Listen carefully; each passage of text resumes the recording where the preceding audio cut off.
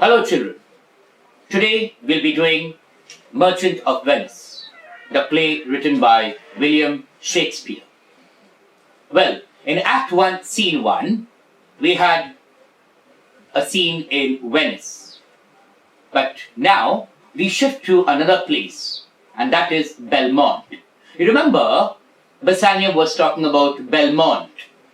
In Belmont, there's a lady richly left. Her name is Portia. So we are now going towards Portia's house. So the scene begins, Act 1, Scene 2, a scene in Belmont in Portia's house. Now, who's there in Portia's house? We have Portia and her maid-in-waiting, or a servant. Her name is Nerissa. Now, in Act 1, Scene 1, you had noticed that Antonio was sad. Now, in this scene, we have Portia, the protagonist or the heroine of the play. She's also sad. So now she's having a discussion. This whole scene, she's having a discussion with Nerissa, her maid-in-waiting. So let's proceed with Act 1, Scene 2. Portia's speech. By my troth, Nerissa, my little body is aweary of this great world. Truly, Nerissa, my little body, my body is tired. I'm tired, I'm sick of this world. Nerissa replies, you would be, sweet madam, you would be tired. It's obvious. You'll be tired, madam, if your miseries were in the same abundance as your good fortunes are. If your miseries, that means if your sorrows or unhappiness were in the same abundance, were in the same amount, same, equal as your happiness. So if you were very sad or very happy, you will be sad. So it's not wrong. It's obvious. For yet ought I see, for as far as I can see, now she's telling Portia, for as far as I can see, they are at sick that surfeit with too much, as they that starve with nothing. It means those people who have a lot of abundance of happiness, or anything, a lot, they are sick. They get sick. Too much of anything is bad. On the other hand, people who have nothing, starving, they are also sick. So on both sides, people are sick. If you have too much, it's bad. And if you have nothing, it's also bad. So, it is no means happiness, therefore, to be seated in the mean. It is no means happiness to be seated in the mean. That means it's not wrong to be placed in the mean. Mean, like in mathematics. You have mean in arithmetic means average. So it's not wrong to be in the average. That means in the middle. It's good. So if you have enough of both, then it's okay. But you have too much of anything, it's bad. Superfluity comes sooner by white hairs. So a person who has too much, he grows white hair. He becomes superfluous. So if you have too much of anything, your hair will grow old. You'll become old. That is only white hair, but actually it's not good. But competency, but a person who has just enough lives longer.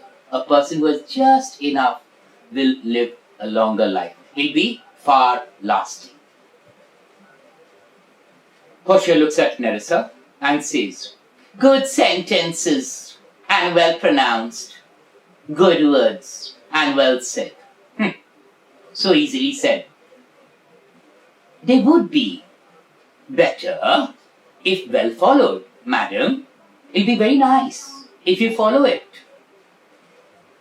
Portia looks at Nerissa and says, if it were to do as easy as to know what they were good to do, if it's so easy, you said nice sentences, well pronounced, if it's so easy to follow your own thing, you know what will happen? Chapels had been churches. Chapels is a small church. Will become a church, like a cathedral, very big church. And poor men's cottages and poor men's cottage, poor men or poor people's houses, small dwellings, will become princess palaces, will become royal palaces, huge, big building, if it's easy to follow. That means it's not easy to follow. It's very easy to say, but very difficult to practice. It is a good divine. It is a good divine. Divine means a priest. It's a good priest that follows his own instruction. So a person who follows, or priest who follows his own instruction, we say, no, practice what you preach. So if you practice, then it's good. So a priest who practices, then it's very good. I can easier teach 20 what to be good to be done. I can very easily tell this is right, that's wrong, this is right. I can teach 20 people what is good to be done than be one of the 20 to follow, than be one out of those 20 to follow it. I cannot follow my own instructions because it's very difficult. The brain may devise laws for the blood. It means our brain makes up a law. The brain may make up a law for the blood. Like you have decided, now my exams are coming. It's coming in another a month or so. So you make a plan. So every day I'll study for 6 hours. So you make a plan that you'll study for 6 hours. But when the day comes, the next day, you'll start from tomorrow. When tomorrow comes, then you think tomorrow's a holiday. Let's start from day after tomorrow. So you'll skip over the law. The law which you made was, I will study for 6 hours every day.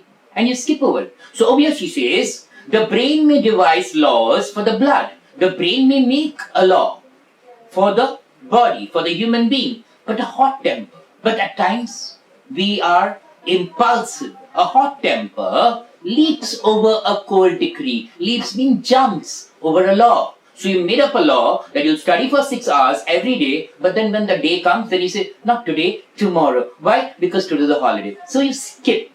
Okay. So that way, it leaps over a cold decree. Such a hare is madness. Now a hare is a small, like a rabbit. A hare is madness. So it can never sit in one place. You find children, you tell, don't move. They'll never sit in one place. They'll always keep moving about. So like that, a hare is very small and it'll never be quiet. It'll always jump about.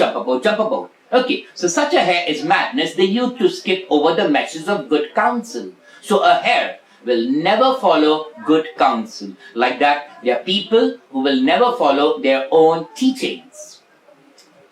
But this reason, actually we're talking, you know why I'm sad, you don't know why I'm sad. But actually I'll tell you the reason for my sadness. But this reason is not in the fashion to choose. Now this logic which you're giving, that if you have too much of anything, if you don't have anything, you'll be sad. This is not the reason for my sadness. This reason, you can't use this reason for me to choose a husband. Actually I'm sad because I can't choose a husband. I cannot choose a husband. Oh, the word choose. What to say? Choose. Yes, the word choose. I may neither choose one. I can neither choose anyone whom I love to. I like a person. I want to marry that person, but I cannot choose him. Nor refuse a person who I dislike. If I don't like a person, I don't like him. I cannot say no. Why? I'll tell you the reason why. So is the will of a living daughter. Now I am living. My wish is curbed. So the will of a living daughter is curbed, is put under control. It's like a barrier. I cannot do what I want to do. I cannot choose whom I want to marry. I cannot refuse whom I don't like. Why? Because I am curbed. I am put under control by the will of a dead father. By the wish. Now, will is a document, legal document made by my father. Before he could die, he made a will. And that will is that he made a lottery. Like he made a plan, a lottery. And whoever clicks or gets the correct answer in the lottery will marry me. So I am curbed. I cannot do anything because I have to follow my father's sayings. Whatever he says. So the will of a daughter, I am a living daughter, is curbed by the will of a dead father. My father is dead. but he made such a will. Don't you think? Is it not hard? Is it not difficult, Nerissa, that I cannot choose nor refuse none? I cannot choose whom I like, and I cannot refuse whom I dislike. Then Nerissa looks at her. Now she has to speak good about Portia's father, because he was the master. So she says, your father was ever virtuous. Your father was very virtuous. He had good qualities. He was a very nice person. And holy men, and he was a holy man. And there's a saying that holy men at their death, and holy people before they die, before they can die, they get inspiration. And holy men have good inspiration. They get good knowledge from God. Before they die, they get inspiration. And holy men before their death get good inspiration. So, therefore, the lottery, therefore the plan which your father made, that something, I will tell you later, actually he had made a will. In that will he had written that whoever chooses the correct casket, he had made 3 caskets, 3 boxes. Okay, that will go later. So, the plan or the lottery which your father has made will obviously be chosen not by any Tom, Dick or Harry. So, I would like to tell you that your father was ever virtuous. He was very holy, very kind, a very nice person, and holy men and holy people, before their death, they get good inspiration. Therefore, the lottery that he had devised, therefore the plan which he had made, in these 3 caskets, because the 1 casket, 2 casket, 3 casket, 3 boxes, in these 3 caskets of gold, silver and lead, whereof who chooses his, meaning chooses you, and anyone who chooses the correct casket will choose you.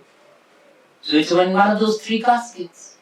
So now, when the person who comes will choose the correct casket, will definitely get you, if he chooses the correct casket.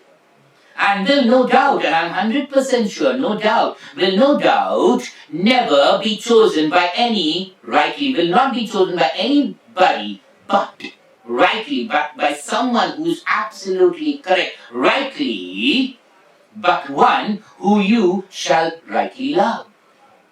He will choose, and the person who chooses the correct casket will definitely love you, and you will also love him. So don't worry, your father has already thought carefully about it.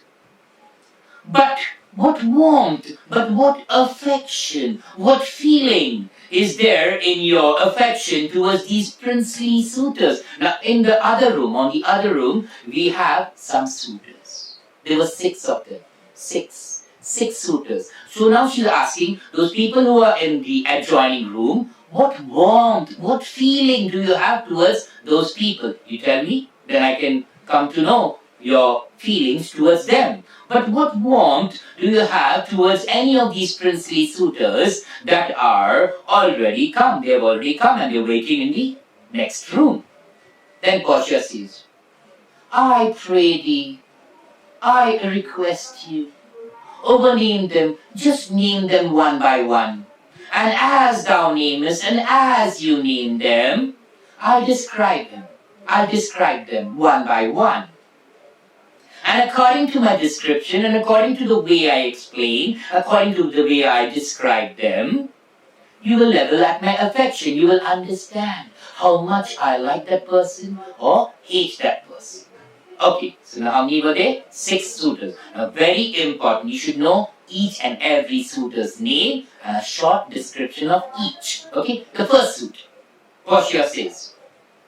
That's over. Now Nerissa says, well, now there is the County Palatine, the first suitor. But before that, she had missed one. So she says, first, there is the Neapolitan Prince. She says, that is the Prince of Naples, Neapolitan Prince. Then Portia replies, ah, yes, that's a colt indeed. He is a horse, a young horse indeed. You can call him a horse, not a man. He's a horse. For he does nothing but talk of his horse. He does nothing but just talks about his horse. So he has nothing to talk except his horse. He talks about his horse and he makes it a great appropriation and he makes it a great quality. Like he has lots of knowledge about horses and only horses and nothing else. So he thinks it's an added quality, a qualification. He makes it a great appropriation to his own good parts, to his own character. He feels that I know a lot about horses, so it's great. He talks about his horse. He says that he can shoe him himself. He can sit on the horse, he can put his leg inside the shoe, and he can shoe him himself. I am much afeard. I am scared. I'm scared, my lady. His mother played false with a smith. I am scared. I am worried. And I think so his mother must have had some relationship with a blacksmith. Now see, the way Portia has described that person, Neapolitan prince, very badly. She spoke very badly about him. That means she doesn't like him at all.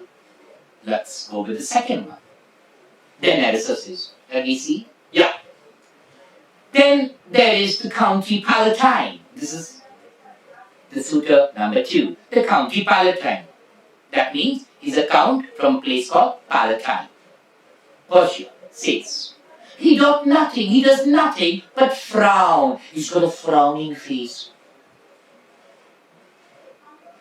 We look at a person, no smile. He's got a frowning face, as how should say, and you will not have me choose. As if he wants to say, I don't care if you choose me or not.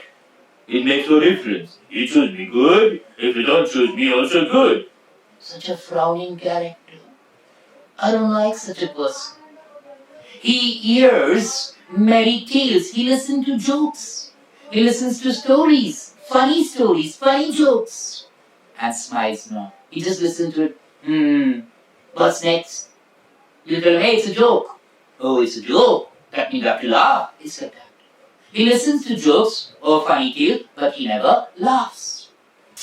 Oh, I fear he will prove the weeping philosopher. I fear that he will be a weeping, crying philosopher, a learned person and only crying and crying when he grows old. Now he's young. Now only he's got a frowning face. And he'll grow old, he'll be worse.